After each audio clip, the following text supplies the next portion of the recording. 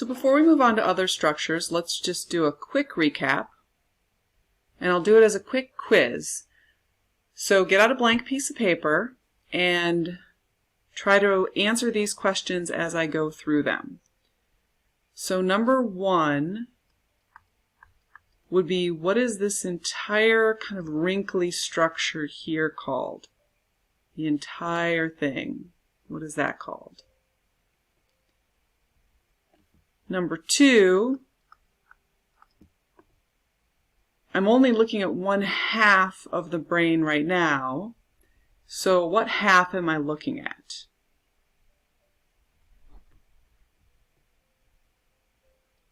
Number 3, I can subdivide this whole wrinkly part into 4 regions. What is this entire region up here called? Number 4, what is this region called? Number 5, what is this region called? And number 6, what is that region? Number 7, what do you call all of these individual ridges that you find in this wrinkly structure? And number 8, what do we call these grooves or indentations between those ridges?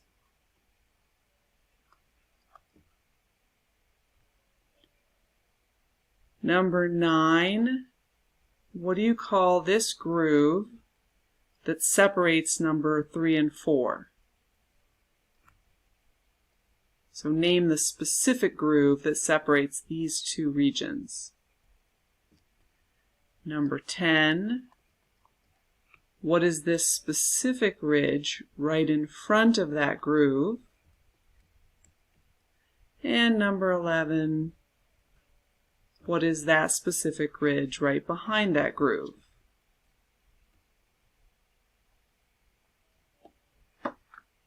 Now I'm going to go over the answers, but something else you should keep in mind is that while you're studying the anatomy, you should also practice studying what those different structures do so that you're basically killing 2 birds with 1 stone.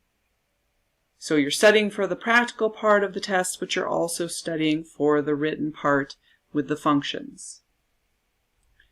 All right, so let's go over the answers real quick. Number 1, the wrinkly part, is your cerebrum. Number 2 was the left hemisphere.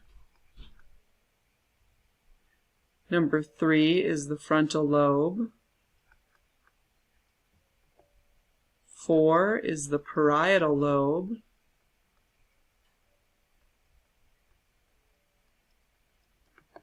5 is the occipital lobe.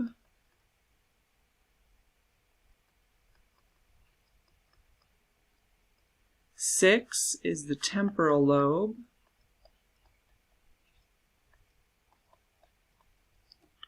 7, the ridges are called gyri or gyrus. 8, the grooves would be called a sulci or sulcus. Remember, sulci is plural and sulcus is singular. 9 would be the central sulcus. 10 would be the precentral gyrus. And 11 would be the post-central gyrus. So now what I want you to do is flip that piece of paper over, use the same numbering, and I want you to write down what the functions of each of those different structures are for number 1, 3, 4, actually 2, 3, 4, 5, 6, 10, and 11. So pause the video, write down your answers, and then turn it back on when you're ready to check your answers. So number 1 we said was the thinking brain. Number 2, the left hemisphere, would control the right side.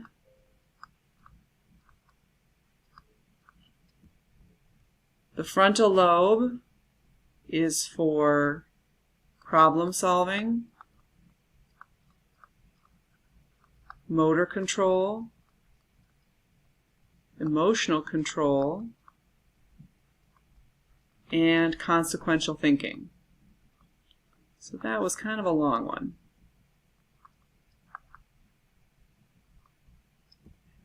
The parietal lobe, number 4, would be for sensory functions like taste or touch. The occipital lobe is for optics or vision. Temporal is for tunes or auditory. Your precentral gyrus is your primary motor center. So it would control movement of the right side of the body. And the postcentral gyrus would be the primary sensory center. So it would control feeling on that side of the body. So I'm going to stop there and just leave that as a quick practice quiz.